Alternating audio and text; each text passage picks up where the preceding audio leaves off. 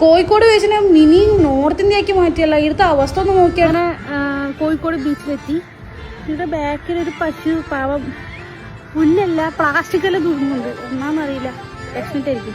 എന്റെ സങ്കല്പത്തില് കോഴിക്കോട് ബീച്ച് ഇങ്ങനെ വരുന്നില്ല. ഇവിടെ മൊത്തം plastic. Why guys, why are you doing this? ഇവിടെ മൊത്തം വേസ്റ്റ് ആക്കി വെച്ചു. വൈ? നീ ഈ വീഡിയോ ഇട്ടതുകൊണ്ടാണോന്നൊന്നും അറിയില്ല, ഇതിനൊരു പ്രതിവിധി വന്നിട്ടുണ്ട്. ആ പ്രതിവിധി എന്താ നമുക്ക് കാണാം. അപ്പൊ എല്ലാവരും സൂക്ഷിച്ചോളിട്ടോ.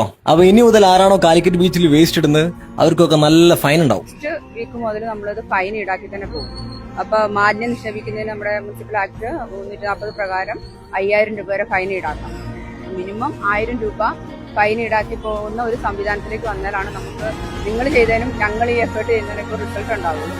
അപ്പൊ ഇന്നാണെങ്കിലും വലിയ തോതിലുള്ള അതുപോലെ നിങ്ങൾ ചെയ്യുന്നതിലും ഞങ്ങൾ ചെയ്യുന്നതിലും ഒരു എഫേർട്ട് ഉണ്ടാവും. ആ ഡയലോഗ് എനിക്ക് ഇഷ്ടമായി.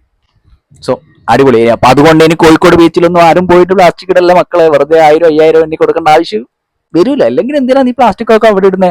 നമ്മൾ തന്നെ നമ്മളെ നാട്, അതായത് ഒരു ബീച്ച്, എന്തിനാണ് ഇങ്ങനെ കച്ചറൊക്കെ ഇടുന്നേ? ലേശം ഒന്ന് സ്നേഹിക്കട പ്രകൃതിയെ.